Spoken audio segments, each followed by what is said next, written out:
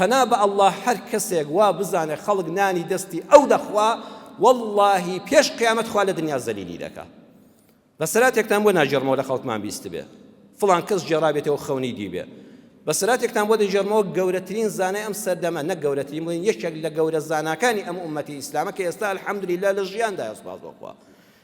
کتێبێکەیە مەوسوعة ئەسماء الله الحسنى بە چەند بەرگێک هەیە، من چوار بەرگێکم لایە. چوار بەرگێکەی گەورە زانای ئیسلام و مفەسیری قورئان عارف و خواناس دکتۆر محەممەد ڕاتب نابلوسی نووسیوێتی، خوای گەورە بیپارێزێ.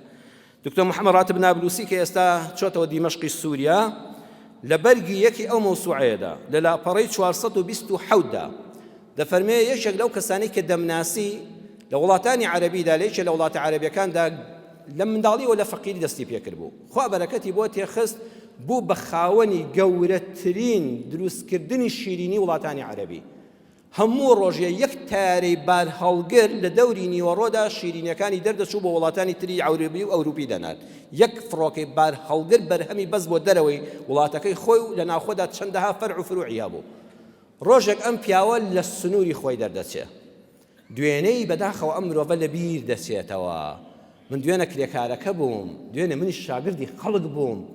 ئەها مرۆڤ زۆر زوو خۆی لە یاد دەکا کاتێک کە زۆر پارێک بەخۆیەوە دەبینێ و دەسەڵاتێک و مێزێک و مۆرێکی لەبەردەستە بەس ئیمانەوە لێ دەکا خوایە ئەمە ڕزقی تۆیە، ئەم وعەلا ریزقیکە هەموو ڕۆژێ بڵێن لەسەر سفرەکانتە، خوایە ئەمە ڕۆزی تۆیە، خوایە ئەمە نانی من نییە، خوایە هیشان و شەوکەت و پیاوەتیەکەی من نییە، ئەمە ڕزقی تۆیە.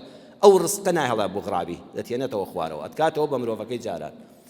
ئەبینێ شاگردێک هەویر دەشێلێ دیارە تازە فێر بۆ یان تازە کارە بەدڵی نابێ، زۆر تووڕە دەبێت، زۆر پیس دەیشکێنێ، هەی نەفام هەی نەزان گوناح نییە تۆ نام بخۆی، ئەو نانت پێ حرامە، تۆ پارە وەردەگری.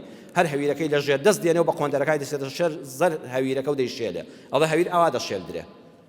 کوڕە فەقیریش خواناسە، ئەڵێ قوربان تکال لێ دەکەم، تو خواوا مەکە، پەلاماری ژێر قۆندەرەکانی دەڵەوە زەوادە، ئەوە نانە، ئەوە ڕزق و ڕۆزیە، تخوا بە قۆندەرەوە مەچۆ سەر ئەو نانە.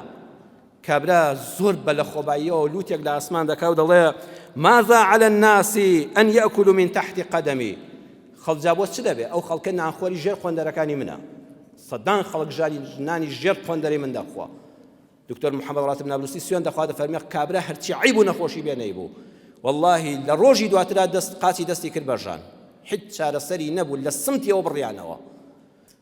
لە ماوەی مانگی داهاتوو داواتە تەنها لە 2 مانگە نەچۆوە ساڵ، تەنها لە 2 مانگە هەردوو قاچی لە سمتەوە بڕایەوە، لە ڕووی نەهات بچێتەوە کارگە و ناو خزم و کەسوکار. ئێستا ئەو کاتە 2014 ئەو کتێبە چاپ کراوە، ئەڵێ وەڵای ئێستا لە بەریتانیا